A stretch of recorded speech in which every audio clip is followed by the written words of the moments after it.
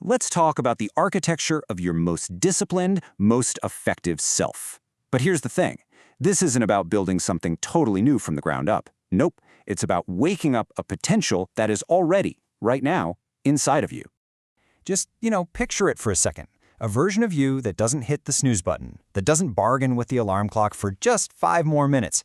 A version that just gets up and meets the day ready to go. And imagine that same person, completely able to just shut out all the noise. The notifications, the social media pings, that constant pull from a million different directions. They can just sit down and do the work. And maybe the most powerful part? This version of you actually sees things through to the end. No more half-finished projects gathering dust, no more abandoned goals, just that quiet, deep satisfaction of getting it done. So, the big question is, where is this person? Is that just some fantasy, a character you'd see in a movie? Or are they way, way closer than you think? Well, here's the core idea we're going to unpack. That person, that's not some far-off future goal you have to painstakingly build. That person is already inside of you. They're they're dormant, asleep, waiting to be woken up. Really think about it. You and the people you admire most, the super successful creators, the top athletes, whoever. You're all working with the same raw materials. You've got the same 24 hours in a day, the same fundamental human brain. So what explains that huge gap we see between what's possible and what actually happens? To really understand that gap, we first have to clear away all the junk. Let's bust some of the most common myths about success so we can get to the simpler and, harder truth. We love to believe that success just magically comes from raw talent or some lucky break, right? But the truth is, talent doesn't mean much without work. And luck? Well, you can't build a life on luck. The reality is something way less glamorous. It's quiet, daily discipline. So what even is discipline, really? It's not some grand, heroic act. It's all the tiny, gritty choices. It's choosing to get up when every part of you wants to stay in bed. It's putting in the work when no one's around to give you a pat on the back. It's saying no to that distraction for the 100th time. And let's just be honest, it's almost always uncomfortable. Okay, so if discipline is the key, why on earth is it so incredibly hard to maintain?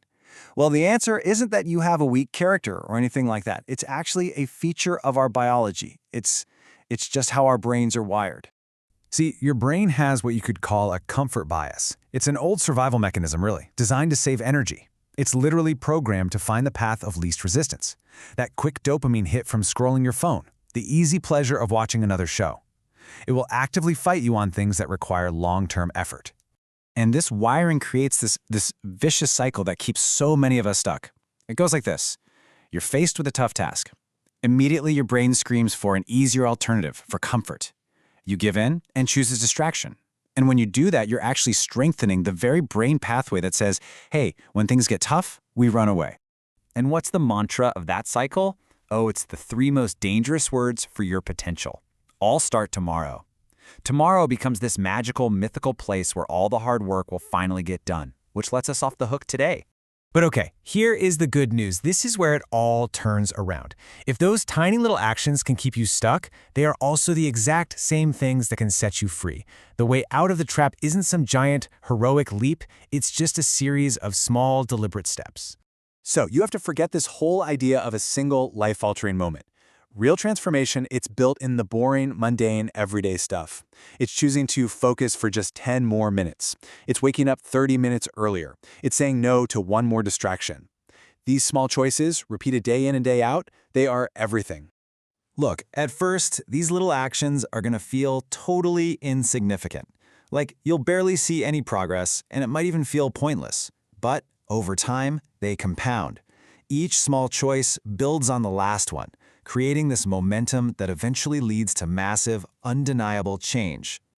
And when you keep up with these small actions, something truly incredible starts to happen. It's not just your habits that change, you start to change. It's a process we can only really call an awakening. And I have to be really clear about this. It is not going to be easy at first. It's going to be hard. Your brain will fight you, it'll scream for comfort, and it'll give you 1,000 different excuses. You just have to expect that resistance and be ready to push through it. But if you persist, if you just keep going, a turning point arrives. The work starts to feel just a little bit easier. Your ability to focus gets deeper. And with every single tiny promise you keep to yourself, your confidence begins to grow. And this might be the most profound change of them all. You stop being someone who just makes plans, and you start being someone who actually executes them. You start to rebuild the most important relationship you will ever have, the one with yourself. Remember, the whole goal here isn't to become some totally different person. It's about stripping away all the layers of distraction and excuses to finally reveal the focused, capable person who was in there the entire time. So ultimately, it all comes down to this. No one can do this for you. There's no magic pill, there's no secret technique that lets you skip the hard work. The responsibility, and therefore the power, is entirely in your hands. And that really leaves you with a final choice. You can go down one path, where you're always waiting for motivation to strike. But on that path, the task never actually gets easier. Or you can choose the other path. You take action every day, no matter how you feel. And on that path, the task doesn't get easier, you just get stronger. So we end right back where we started. That potential, that disciplined, focused, and truly effective version of you, it's already inside. It's not a question of if you have it, you do. The only question left is the one right there on your screen. How much longer are you going to let it sleep?